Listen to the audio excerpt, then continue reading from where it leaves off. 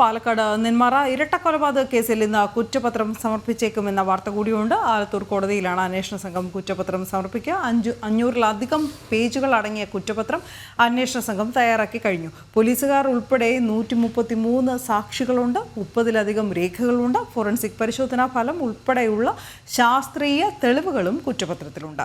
അരുൺ ആലത്തൂർ വിവരങ്ങളുമായി ചേരുന്നു. അരുൺ, കൂടുതൽ വിവരങ്ങൾ. നാടിനെ തന്നെ ഞെട്ടിച്ച നെന്മാറ ഇരട്ടക്കൊലപാതക കേസിൽ കുറ്റപത്രം ഇന്ന് സമർപ്പിക്കും എന്നുള്ള വിവരമാണ് ഇപ്പോൾ ലഭിക്കുന്നത്. ഒരു ഉച്ചതിരിഞ്ഞ് 3 മണിക്ക് ശേഷമായിരിക്കും ആലത്തൂർ കോടതിയിൽ അന്വേഷണ സംഘം കുറ്റപത്രം സമർപ്പിക്കുക.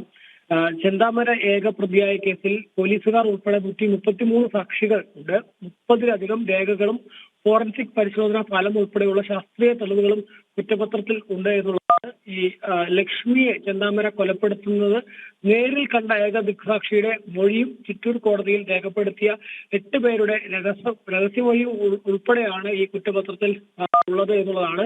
500-ലധികം പേജുള്ള കുറ്റപത്രമാണ് പോലീസ് അന്വേഷണ സംഘം ഇന്ന് കോടതിയിൽ സമർപ്പിക്കാൻ ഒരുങ്ങുന്നത്.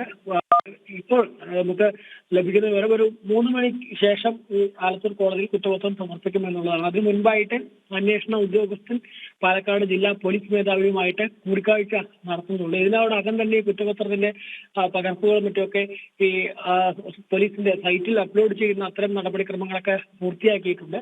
ഇനി ചിലപ്പോൾ നാളത്തേക്കും ഈ കുറ്റപത്രം സമർപ്പിക്കുന്നത് ചിലപ്പോൾ നാളത്തേക്ക് നീളാനുള്ള ഒരു സാധ്യതയുമുണ്ട്. നിലവിൽ ലഭിക്കുന്ന വിവരപ്രകാരം ഉച്ചയ്ക്ക് ശേഷം ഏകദേശം 3 മണിക്ക് ശേഷം കുറ്റപത്രം സമർപ്പിക്കുന്ന നടപടിയിലേക്ക് പോലീസ് കടക്കും എന്നുള്ളതാണ്.